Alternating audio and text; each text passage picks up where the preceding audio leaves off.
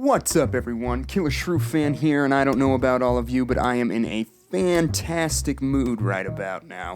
But you may be wondering what's got me feeling so good? Well, I just came from Walmart where I found this, the brand new Nasutoceratops from Mattel. And I gotta be honest with you, seeing this thing in person so soon after seeing the images online for the first time, it really is incredible. Now I gotta say, these things are kind of an enigma to me. I mean, they didn't have like a lot of pomp and circumstance surrounding their release. I mean, we all knew we were gonna get an Allosaurus and a Nasutoceratops. That was confirmed a long time ago. But there were never any leaks, never any images, no big announcement from Mattel, no nothing. And then out of the blue, someone finds these things on the shelves, the community explodes over them, and then within a few days, they are hitting other shelves. There was no big release or huge ordeal about these things coming to shelves from Mattel even. It's like Mattel forgot that they made these special new figures and they forgot to announce them for us. But either way, I am so excited that I managed to find my first so quickly. Usually I have to wait for things like this, but this one was sitting on the shelves in a very barren Walmart, I might add. This Walmart had 2 Savage Strike Stiggies on the shelves for the longest time, and I never saw anything else. But then today I was out and about and I thought I'd try my luck, and my luck was in. I've got the Nasutoceratops. Someone beat me to the Allosaurus, and as you all know, I am not the biggest fan of the Concavenator, which was on the shelf along with this guy, but, not a huge fan of it. And to add insult to injury, it had some paint blemishes as well, so I decided I was going to leave that for a fellow collector or child and just take this one home for myself and do a review for it. But enough of me talking here. I feel like I'm rambling. I'm just so darn excited about this figure. We're going to give you guys a closer look at this new style packaging and then cut open the figure and give you guys an in-depth review. So without further ado, let's do this. So starting off with the new packaging, it is pretty standard for the most part. You've got the Jurassic World logo, the Dino Rival colors with the black, the orange, and the red. Down in the bottom left-hand corner, you've got the Dino Rivals logo with Rexy and a Triceratops. Here you can see Dual Attack Nasutoceratops, and then of course, as seen in Battle at Big Rock, the short film that will be coming out alongside Hobbs and Shaw, which I will probably not be paying a ticket to see, despite this. At the top of the box features 2 little icons indicating the push button area, so you can try this Nasutoceratops out in the box, which I always recommend doing. And yeah, aside from the purple color scheme and then the Battle at Big Rock logo, the box is really the same, just as eye-catching, just as pretty to look at. The back of the box does feature a lovely diagram of the Nasutoceratops. Here is a closer look at that, and you can see tail strike and head strike action, with a little bit of Photoshop going on to show you. The top left corner reminds us to get the Jurassic World Facts app so you can scan a digital copy of your Nasutoceratops into your phone, and the bottom left-hand corner features the Allosaurus and Concavenator, which are also a part of this wave and can be found at the same time as you find this Nasutoceratops if no one has beat you to them already. Also at the bottom of the box here is a look at the barcode in case you want to go out and hunt for this Nasutoceratops at your local Walmart. These are hitting shelves across the nation, it looks like, so don't be afraid to go out and try your luck. Alright, that is enough about the packaging. I think it is time we break this Nasutoceratops free. So as always, you got our trusty dusty scissors here, and this is just a simple matter of quick snip. Maybe? There we are. Quick snip, and that one was much easier. And out comes the Nasutoceratops free of that cardboard prison, and there he is, and he looks absolutely fantastic, feels great in the hand. I cannot wait to give you guys a closer look at this model.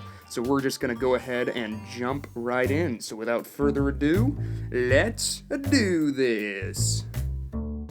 So starting off at the head as we usually do, as you can see, there is a lot of detail and stuff going on this face of the Nasutoceratops. I'm particularly fond of the treatment down around the beak region and the cheek. The wrinkles and folds of skin really give this thing a sort of aged and characterized look. It doesn't look like a generic dinosaur toy. It feels like it has character and age to it, which I think is absolutely awesome. They've nailed the look of the sort of bell-curved nasal region, which I think is great.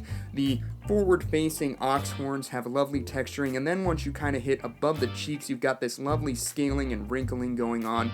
All up the frill, which is absolutely gorgeous. You can see the individually sculpted knobs and horns. The one thing that I don't like about this face is the fact that the eye is just that simple black color. It doesn't really stand out, it doesn't really catch your attention, and it kind of gets lost, which really gives this thing a lifeless look, unfortunately, and that's just doing this thing a disservice, especially when the rest of it has so much character. But something else that's interesting is the head here does have a soft rubber plastic making up its frill, and the horns. It's not quite as soft as the battle-damaged Triceratops, but I imagine it's been softened for safety reasons, but that's totally fine with me. The other side, really a lot of the same story in terms of the sculptural detail. Absolutely love the striations and wrinkles, and then the texturing on the beak, the wrinkles, folds of skin, scales, all of that has been done to a T. The texturing on the large boss, kind of on the nasal region, absolutely fantastic. There's a lot of life in the sculpture on this face, and that's so important, and Mattel has done a great job of it. If we look at this thing from the front, as you can see, it is very intimidating given those large downward-facing horns. I would not want to encounter this thing in a dark alley, and it really does have a presence on your shelf because of this large head. Moving down the body, as you can see, there are scales of varying shapes and sizes all clustered together, covering every inch of space, along with wrinkles, folds of skin, bunching muscles. Everything you could possibly want on a dinosaur toy is here and has been addressed. Mattel's sculptural detail is on par with some of the big dinosaur toy companies like Safari Limited or like Collecta. Maybe not Papo level, but the detailing here is absolutely insane, and there is not a speck of space visible on this dorsal region that has been left unattended to, and it all has such an organic and natural feel, which is always nice to see. It doesn't feel like I'm looking at a toy, it feels like this could be a living, breathing reptile. Moving along the underbelly, this is the area that kinda got the short end of the stick in terms of its detailing. It's very smooth, very unattended to, but the back right foot or left foot does feature that QR code, so if anyone out there wants to scan this into their phone, I'm not sure if it's out there yet, but if it is, now's your chance to do so. Give you a nice clean look at that. As far as the pose goes and the legs, it's pretty standard for Mattel. Nice neutral posing with the legs kind of bent. The left leg is bracing on the ground along with the left back leg. The right back leg is bracing against the ground as the creature propels itself forward, but the legs do feature lovely wrinkles, folds of skin, and musculature. As you can see, the detailing here is just as impressive, and I love the bulge in the calves.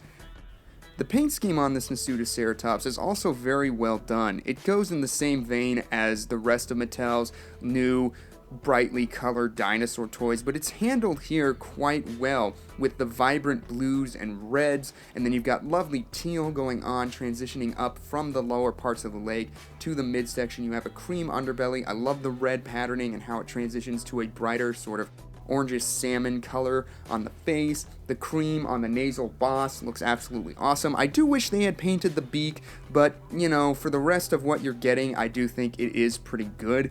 As far as the articulation goes, it's pretty standard for Mattel. The legs can go forward and backwards. On the front, they don't really go out, which is a little bizarre, but yeah, forward and backward. The back legs can go forward. They kind of have their lock-in points, unlike the front legs, as you can see, but they can go around quite a ways, and then they do rotate out at the hips, as you can see.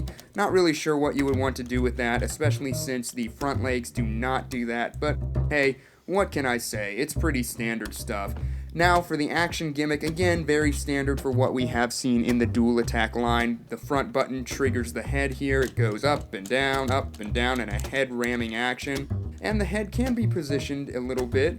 The back tail swings to the right only, which I think is a little weird. It kind of has a stopper that doesn't allow it to go back past the left. It kind of jiggles past the left, but it swings to the right only. And then, of course, yeah, the head, very smooth. I like it.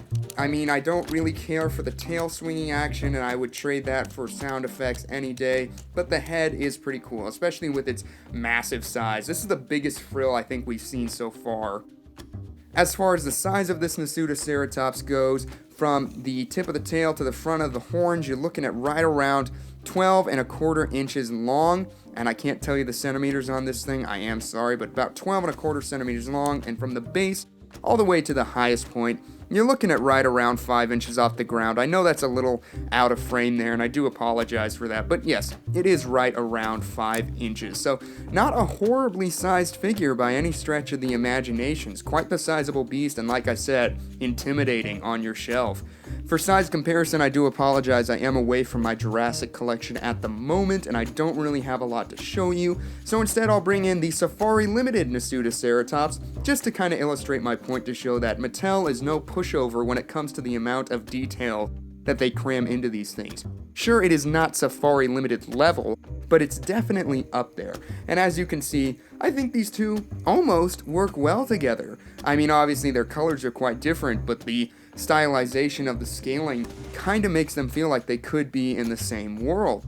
And next up for size comparison, here we'll go ahead and bring in an inbox battle damage Velociraptor. So, you know, I mean, if you have a battle damage box lying around, you can see how the Nasutoceratops sizes up to that. And you can also see how it would size up to a battle damage Velociraptor there. And it is bigger. It is bigger. Well, everyone, that is going to do it for our look at the new Nasutoceratops from the Dino Rivals Battle at Big Rock line from Mattel. Overall, I do think this is an awesome model. It's right up there with my favorites of the Mattel line. It's easily my favorite Ceratopsian that Mattel has released, and it's probably one of my favorite dual attacks, and probably one of my favorite medium size. As far as comparing it to larger stuff, I can't say for sure. Maybe I'm looking at it through rose-colored glasses because it is so new to me at the moment, but I really do like this figure, and I think I'm going to go ahead and give it a raging 8 out of 10. As always, I would love to hear what you guys think of this thing. Don't be afraid to drop a comment down below. I love hearing all of your thoughts. And if you enjoyed this video review, don't be afraid to like it on the way out to let us know that we did a good job. And if you feel like hearing from us again down the line, don't forget to subscribe on the way out. We'll give you guys a review just as soon as we get that new Allosaurus, and lots more dinosaur reviews will be coming your way shortly, so stay tuned. Thanks again for tuning in, and that's going to do it for us today. Killer Shrew Fan, out.